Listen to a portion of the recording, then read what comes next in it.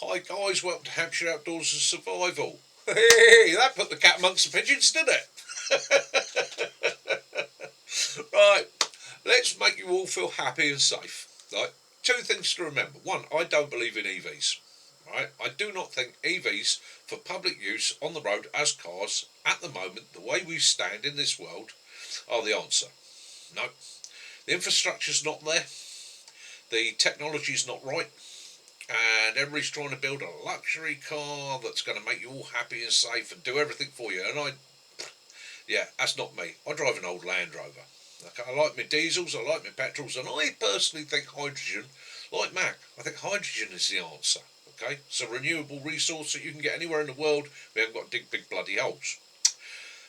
Getting back to this vehicle, why did it impress me, and what did I like about it? Well, bear in mind that at the beginning, the brief we were given was what it was intended for. Okay, and I didn't get that across in the video too well.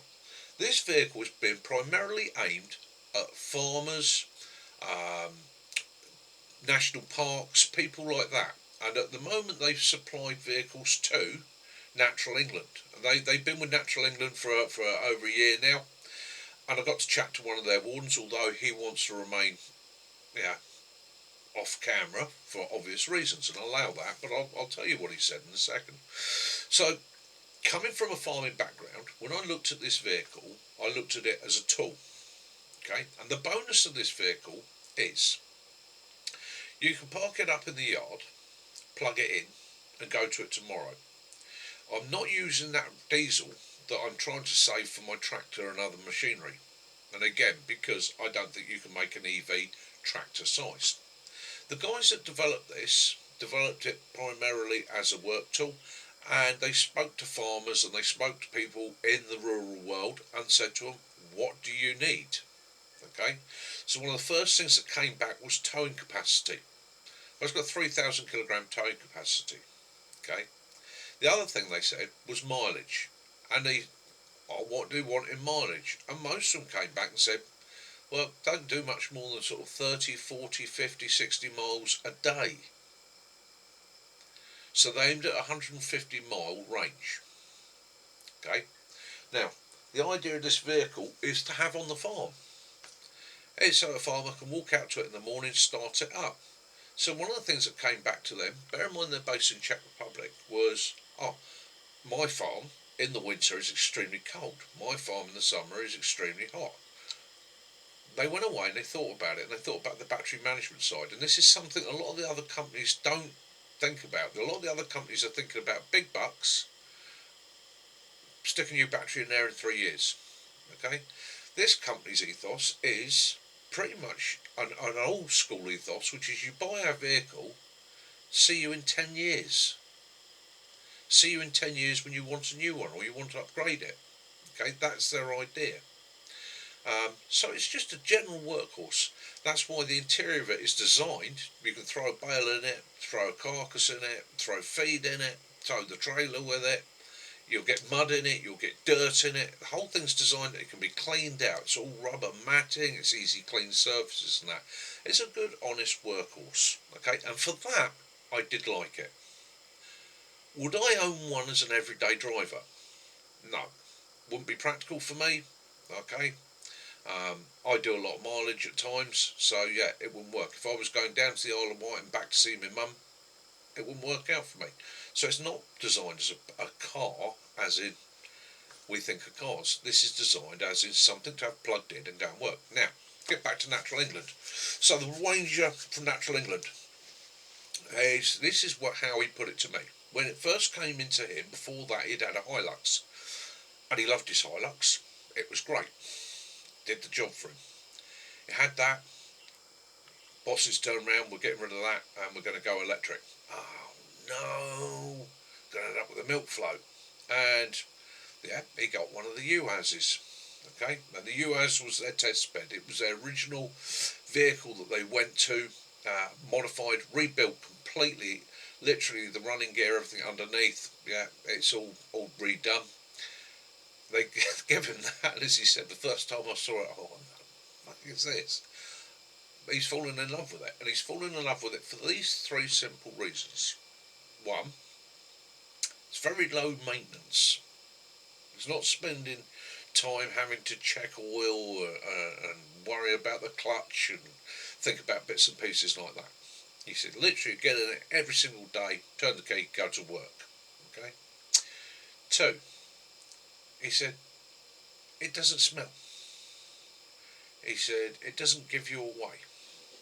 He said, I work for Natural England on the parks and the estates. I can meander around quite happily on the tracks and all the rest of it, checking on the public, checking on the livestock, checking on the wildlife. He said, they don't notice I'm there. He said, it's wonderful. He said, I catch people doing things they shouldn't be doing because they don't hear me coming. He said, the public that are using the estates as guests and visitors, they like it because it doesn't disturb them. They're having a picnic and I trundle around in the back. He said, half the time they don't even notice me. So for that role, it works. And thirdly, as he pointed out, and it's the same thing as a farmer, this vehicle, unlike a lot of other EVs, is designed as a tool. It's designed to be plugged in, unplugged and go. It gives him enough power to do everything he needs to do on a daily basis with no issues whatsoever, and he's not filling it with diesel. Okay, now I love my diesels, but fuel is becoming more expensive. You are held to ransom by the fuel companies and by the governments with their duties, and as we're all aware, in the last 2 or 3 years, fuel prices, is it stable? Is it hell? It's like that, it's like that, it's like that, it's like that. It's at the whim of the big corporations. Okay? And it's it's just a nightmare at times. Okay? Electric vehicle? Yeah. Could it be held to ransom? Of course it could. If we lost power, we lost electricity, an SHTF situation, it's going to be useless to you. I get that. But then so's your diesel or petrol vehicle going to be useless to you within whatever the tank runs out. Yeah. So it's got to think of it for what it's meant for. Now I come from like I say, I grew up farming. When I looked at it, I thought, do you know what? My old man would have liked that. The other thing I thought after driving it around was my time with the MOD, working on the ranges and training areas. That would have fitted in there. There's lots of times that vehicle would have been far better than some of the quad bikes and other gear that they gave us. Okay? Purely and simply because it's silent, doesn't interfere with training, makes it easier to catch people out of being naughty. I also thought about it from like a gamekeeper's point of view. Yeah.